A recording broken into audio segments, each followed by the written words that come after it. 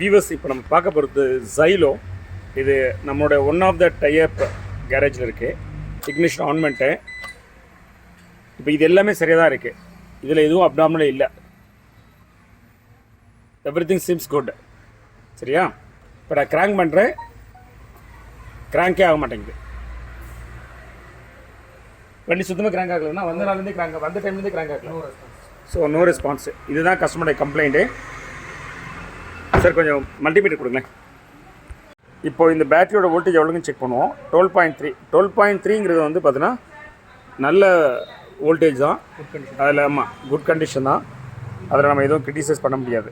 அதாவது வேறு எதுவும் குறை கண்டுபிடிக்க முடியாது. அப்போ வேறு எங்கே ப்ராப்ளம் இருக்குன்னு பார்ப்போம். வண்டியை ஸ்கேன் பண்ணி பார்க்கலாம். ஸ்கேனிங் ஏதாச்சும் எரர் கூட தான் பார்ப்போம். இப்போ நம்ம ஸ்கேன் பண்ணுவோம். இது Xylo H4. So let's go health report. இஎம்எஸ்ல ஒரு 3 எரர் கோடு, இன்ஸ்ட்ருமெண்ட் கிளஸ்டர் ஒரு எரர் கோடு, எம்பிஎஃப்னு ஒரு எரர் கோடு இருக்குது.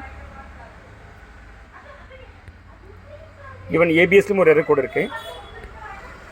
இப்போ இவ்வளோ எரர் கோடு இருந்தாலும் நான் இந்த எரர் கோடெலாம் இக்னோர் பண்ண போகிறேன். எந்த எரர் கோடு? ஏபிஎஸ் உள்ள எரர் கோடை இக்னோர் பண்ண போகிறேன். எம்பிஎஃப்எம் இக்னோர் பண்ண போகிறேன். இன்ஸ்ட்ருமெண்ட் கிளஸ்டர் நான் இக்னோர் பண்ண போகிறது இல்லை. ஏன்னா இஎம்எஸ்னோட ஆப்சென்ட் வருது, கம்யூனிகேஷன் இஷ்யூ இருக்குது. ஸோ அது வேலிட் பாயிண்ட்டு. ஸோ இசிஎம்மில் வரக்கூடிய எரர் பார்த்தீங்கன்னா சாஃப்ட்வேர் ரீசெட் எரர் இருக்குது. இது வந்து ரொம்ப முக்கியமான error code. Immobilizer not present in vehicle. So இதுவும் இம்பார்ட்டண்ட்டான error code. Immobilizer authentication error, இதுவும் இம்பார்ட்டண்ட் எரர் கோடு. இம்மோபிலைசரில் பார்த்தீங்கன்னா missing transponder and no response, authentication failed, time அவுட்னு இருக்குது. ஸோ இது எல்லாமே இம்பார்ட்டன்ட் எரர் கோடு. இப்போ இதில் வந்து பார்த்தீங்கன்னா என்னென்னலாம் சான்சஸ் இருக்குது இந்த வண்டி ஸ்டார்ட் ஆகாமல் இருக்கிறது காரணம் கேட்டிங்கன்னா, உங்களுக்கு இந்த கீ இருக்குது பார்த்தீங்களா, இதில் சிப்பு கரெக்டாக இருந்தால் இந்த மாதிரியான ப்ராப்ளம் இருக்குது வாய்ப்புண்டு. இல்லை இந்த இம்மோபிலைசர் ஆண்டனா, இதை வந்து ஆண்டனான்னு சொல்லுவாங்க, இம்மோபிலைசர் சொல்லுவாங்க. சரிங்களா? இதில் ப்ராப்ளம் இருந்தாலும் இந்த மாதிரி வரலாம். இல்லை இந்த வண்டியோட இசிஎம்மில் ப்ராப்ளம் இருந்தாலும் வரலாம். அந்த இசிஎம் எங்கே இருக்கும் அப்படின்னா இங்கே இருக்கும். இந்த வண்டியோட இசிஎம், ஆனால் இசிஎம் அங்கே இருக்குது. டிரைவர் சைடு இருக்குல்ல, பேசஞ்சர் சைடு. ஸோ இந்த வண்டியில் பேசஞ்சர் சைடு இருக்குது. ஒவ்வொரு வண்டிக்கும் ஒரு மாதிரி இருக்கும். ஸோ இந்த வண்டிக்கு வந்து பார்த்தீங்கன்னா பேசஞ்சர் சைடில் இருக்கும். இங்கே பாருங்கள், இங்கே தான் இருக்கும். இதோ பாருங்கள், இதுதான் இசிஎம்மு. ஸோ இந்த இசிஎம் ஃபால்ட் இருந்தால் வரும். இல்லை இந்த ஒயரிங் சர்க்யூட்லாம் இருக்கு இல்லையா, இதில் ஃபால்ட் இருந்தாலும் வரும். இப்போது இது எதனால் இந்த மாதிரி ப்ராப்ளம்ஸ் இருக்குங்கிறத நம்ம ட்ரபிள் ஷூட் பண்ணால் தான் ப்ராப்ளம் சால்வ் பண்ண முடியும். இப்போ இவ்வளோ காரணங்கள் இருக்குது, ஒரு காரணம் கிடையாது. இப்போ எல்லாருக்கும் என்ன இன்ஃபர்மேஷன்னா, ஸ்கேன் பண்ணால் டேரெக்டாக கண்டுபிடிச்சி ப்ராப்ளத்தை கண்டுபிடிச்சிட முடியுங்கிறதான் அதெல்லாம் வந்து விஷயம் தெரியாமல் சொல்கிறவங்க. ஸோ அந்த மாதிரிலாம் கிடையாது. ஆனால் ஸ்கேனிங் இல்லாமல் நீங்கள் எதையுமே ஆரம்பிக்க முடியாது. Scanning will give you circuit, எந்த சர்க்யூட்டில் ப்ராப்ளம் இருக்குன்னு. ஏன்னா இது வந்து ஒரு ஆட்டோமொபைல் வந்து கொஞ்சம் காம்ப்ளெக்சிட்டியான மெக்கானிசம். அதில் நீங்கள் ப்ராப்பரான டூல் வச்சு தான் பண்ண முடியும். ஸோ ஆனால் இதே ஒரு டூல் வந்து கண்டுபிடிச்சி சொல்லிடாதே, நம்ம இன்ஃபார்ம் பண்ண வேண்டியிருக்கும். இப்போதைக்கு நான் இந்த டீட்டெயில்ஸ் எல்லாத்தையும் கிளியர் பண்ணுறேன்.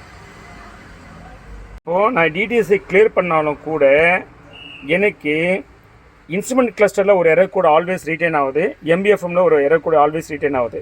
எம்பிஎஃப்எம்மில் பேட்டரி லோ அப்படிங்கிறதும், இன்ஸ்ட்ருமெண்ட் கிளஸ்டரில் இஎம்எஸ் நோடு ஆப்சென்ட் இருக்குது. இஎம்எஸ் நோடு ஆப்சென்ட் அப்படின்னா என்னென்னா, இன்ஸ்ட்ருமெண்ட் கிளஸ்டரால் இஎம்எஸ்ஸை ரீட் பண்ண முடியும்னு அர்த்தம். ஆனால் இஎம்எஸில் ஃபால்ட் இருக்காமல் தெரியல. ஏன்னா இஎம்எஸ் வந்து ஸ்கேன் ஆகிடுச்சு. சரிங்களா? அப்போ ப்ராப்ளம் எங்கே இருக்கலாம்னா இன்ஸ்ட்ருமெண்ட் கிளஸ்டர் தான் ஃபால்ட்டாக இருக்கலாம்.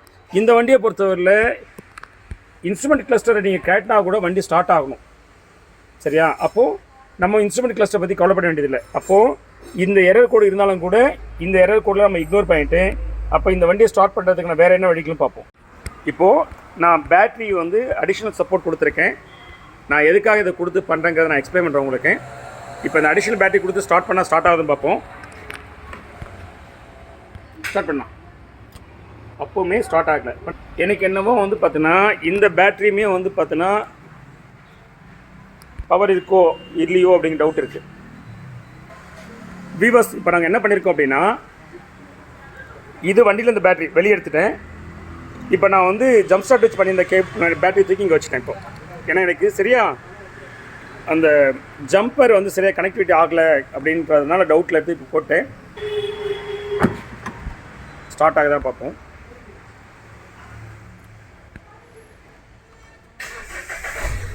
சூப்பர். ஸோ வண்டி பக்காவாக ஸ்டார்ட் ஆகிடுச்சு. இப்போது நம்ம ஒரு விஷயத்தை ஜஸ்டிஃபை பண்ணோம். இதுக்கு முன்னாடி நம்ம வந்து பார்த்தீங்கன்னா இந்த பேட்டரியை நம்ம வந்து பார்த்தீங்கன்னா ஜம்ப் ஸ்டார்ட் பண்ணோம். ஆனால் அப்போ ஸ்டார்ட் ஆகலை. சரியா? ஆனால் இதில் டேரெக்டாக இதில் போடும்போது ஸ்டார்ட் ஆகுது. நிச்சயமாக இது வந்து ஜம்ப் ஸ்டார்ட் பண்ணும்போது உங்களுக்கு வந்து இந்த பேட்டரியே ஜம்ப் ஸ்டார்ட் வச்சுனா கூட சரிங்களா, உங்களுக்கு இந்த வண்டிக்கு தேவையான போதுமான அளவு கரெக்டான அந்த பவரை வந்து அதால் கொடுக்க முடியாது சர்க்யூட்டில். அதனால தான் டேரெக்டாக இதில் போட்டவுடனே வண்டி ஸ்டார்ட் ஆகிடுச்சு. இப்போ நமக்கு ஒரு டவுட் இருக்குது, இந்த பேட்டரி டெட்டா அப்படின்னு பார்க்கணும். ஏன்னா இந்த பேட்டரி வந்து பார்த்தீங்கன்னா 12.5 வோல்டேஜ் காமிச்சிச்சு. 12.5 வோல்டேஜ் காமிக்குதுன்னா மோஸ்ட் ஆஃப் டைம்ஸ் வந்து ஓகேவாக தான் இருக்கணும். ஆனால் இது 12.5 வோல்டேஜ் காமிச்சிட்டு ஆனால் இந்த பேட்டரியில் ஸ்டார்ட் ஆகலை, ஆனால் இந்த பேட்டரியில் ஸ்டார்ட் ஆகுது அப்படின்னா இப்போ இது பேட்டரி அவுட்டா இல்லை நம்ம இந்த பேட்டரி இந்த டெர்மினலை கனெக்ட் பண்ணோம் இல்லையா, அது அதாவது இதுக்கு முன்னாடி கனெக்ட் பண்ணி வச்சுருந்தாங்க இல்லையா, நம்ம கனெக்ட் பண்ணல, அதுக்கு முன்னாடி கனெக்ட் பண்ணி வச்சுருந்தாங்க, அது சரியாக கனெக்ட் பண்ணலையா அப்படிங்கிறத நம்ம அந்த எக்ஸ்பிளைன் பண்ணி பார்க்கலாம். இதை தூக்கி இதில் போட்டு நல்லாவே டைட் பண்ணி செக் பண்ணி பார்த்துலாம். என்ன இப்போ பண்ணிடணும் அதை. இப்போ நம்ம இதை காட்டிகிட்ருக்கோம். காட்டிட்டு இப்போ என்ன பண்ணலாம், இந்த பேட்டரியை தூக்கி அதில் போட்டு அந்த டெர்மினலை நல்லா ஃபெம்மாக டைட் பண்ணுவோம். அதே எக்ஸ்பெரிமெண்ட் தான். ஏற்கனவே அந்த வண்டியோட பேட்டரியை தான் போட போகிறோம். ஆனால் என்ன பண்ண போகிறோம், நல்லா என்ஷூர் பண்ண போகிறோம். இதை நல்லா டைட் பண்ணிட்டோமா, நல்லா ஃபெம்மாக இதில் போய் கான்டாக்ட் ஆகிடுச்சா அப்படின்னு பார்ப்போம். அதை பார்த்துட்டு நம்ம முடிவு பண்ணலாம் இந்த பேட்டரி டெட்டா இல்லை நம்மளோட டெர்மினல் தான் பிரச்சனைங்கிறது. இன்னொன்று, இந்த வண்டியில் உள்ள பேட்டரி வந்து ரொம்ப ஓல்டும் கிடையாது, 2021. அதுவுமே இல்லாமல் நம்மளுடைய ஒன் ஆஃப் த டைப்பில் வந்து பார்த்தோன்னா அவங்க நல்லாவே தெரியும் இந்த டெர்மினல்லாம் எப்படி பண்ணணும். அவங்க முன்னாடியே நல்லா எமர்ஷீட்லாம் போட்டு தேய்ச்சி பக்காக தான் வச்சு இதை டைட் பண்ணியிருக்காங்க. சரிங்களா? இருந்தாலும் நம்ம இந்த எக்ஸ்பெரிமெண்ட் ஒரு டைம் பண்ணி பார்த்துடலாம். ஒரு விஷயம், இப்போது இந்த பேட்டரி நல்லா ஃபெம்மாக டைட் பண்ணியாச்சு. இந்த டெர்மினலை நானும் செக் பண்ணிட்டேன், எனக்குமே வந்து கம்ப்ளீட்டாக சாட்டிஸ்ஃபைடு தான். இப்போ இந்த செட்டப்பில் இந்த கார் ஸ்டார்ட் ஆகலை அப்படின்னா கண்டிப்பாக முழுக்க இது பேட்டரி டெட்டுன்னு தான் அர்த்தம். சரிங்களா? பார்த்துருமா? ஓகே. என்னோடய மொபைலில் ரொம்ப பேட்டரி ட்ரெயின் ஆகிடுச்சு, அதனால் ஃப்ளாஷும் போட முடியல, கொஞ்சம் பேர் பண்ணிங்க. அவுட்டு.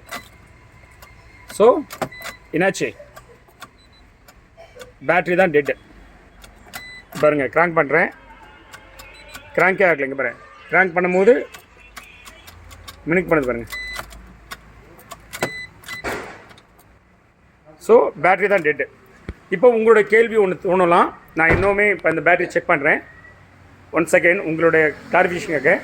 நான் இந்த பேட்டரியை வந்து வோல்டேஜ் வேணும், மல்டிமீட்டர் வச்சு பாருங்கள்.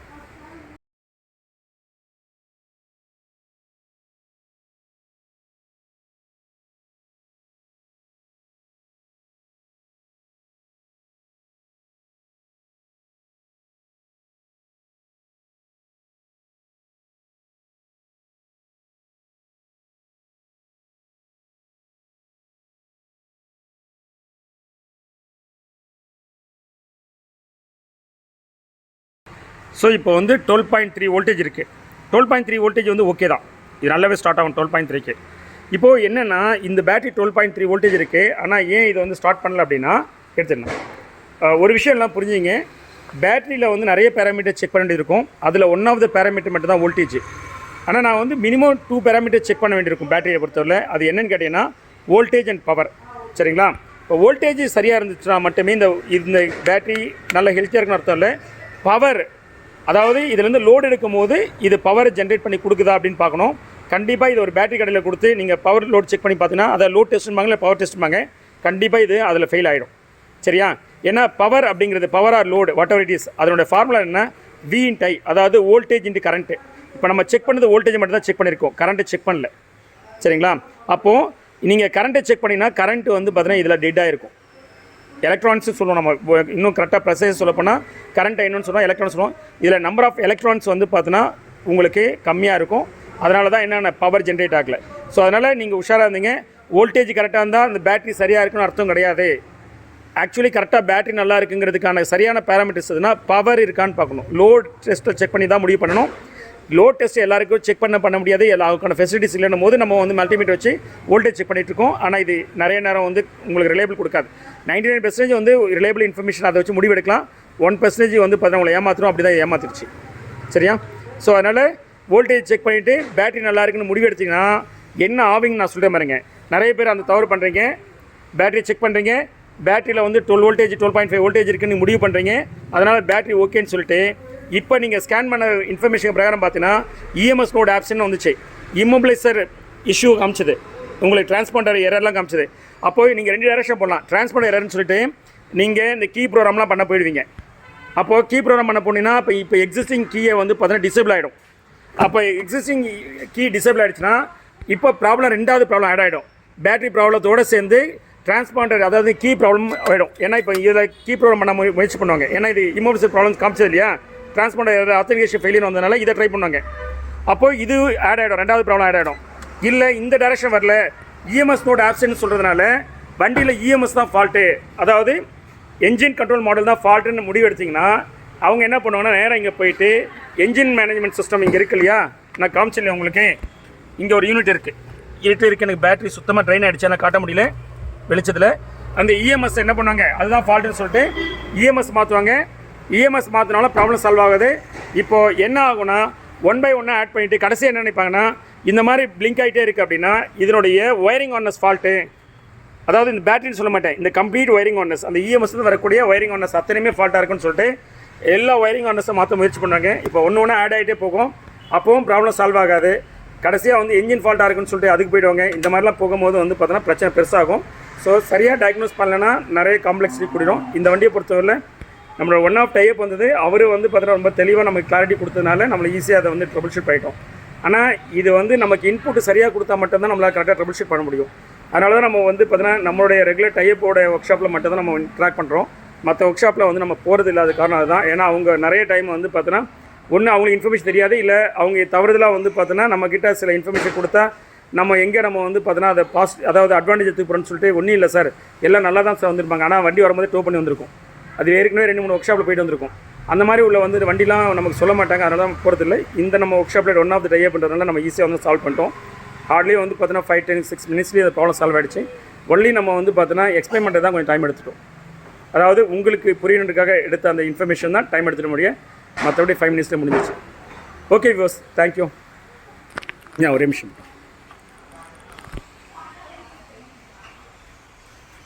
வியூவர்ஸ், நம்ம சேனலை நீங்கள் சப்ஸ்கிரைப் பண்ண போறீங்கன்னா please subscribe and then bell button அழுத்தி ஸோ தட் நான் போடுற வீடியோ உங்களுக்கு அப்டேட் வரும். ஒரு முக்கியமான இன்ஃபர்மேஷன் நான் திரும்ப ரிப்பீட் பண்ணுவேன். உங்களுடைய காரை வந்து பார்த்தீங்கன்னா இந்த மாதிரியான வந்து பார்த்தீங்கன்னா ஒரு ப்ரொஃபஷனல் கேரேஜில் கொண்டு போய் கொடுத்தீங்கன்னா தான் உங்களால் கரெக்டாக ட்ரபிள் ஷூட் பண்ணிட்டு வர முடியும். இப்போ இங்கே பார்த்தீங்கன்னா தெரியும், இவங்க எதுவுமே டிஸ்டர்ப் பண்ணவே இல்லை. ஒரு ஸ்டேஜில் வராங்க, ஒரு டவுட் இருக்குது, எங்கள் ஒன் ஆஃப் த டைப் பண்ணும்போது உடனே நானும் வரேன். ஸோ இதெல்லாமே மியூச்சுவலாக நாங்கள் வந்து பார்த்தீங்கன்னா வந்து டைப்பில் பண்ணிக்கிறது. ஒருவேளை வேறு எங்கேயா போயிருந்து அவங்க ஏதாச்சும் எக்ஸ்பிளைன் பண்ணுறேன்னு பண்ணியிருந்தாங்கன்னா இந்த வண்டியில் காம்ப்ளெக்ஸிட்டி கூடியிருக்கும். சரியா? அதே மாதிரியே வந்து பார்த்தீங்கன்னா நீங்கள் டயக்னோஸ் பண்ணுறதை வந்து பார்த்தீங்கன்னா நீங்கள் செக்கிங் பண்ணுறதை நினச்சிட்டு செக் பண்ணுறதுக்காக சார் இவ்வளோ பைசான்லாம் சொன்னீங்கன்னா நீங்கள் நான் சொன்ன அந்த மாதிரி பீப்புள்கிட்ட போயிருந்தீங்கன்னா இந்த மாதிரி மாட்டுவீங்க. சரியா?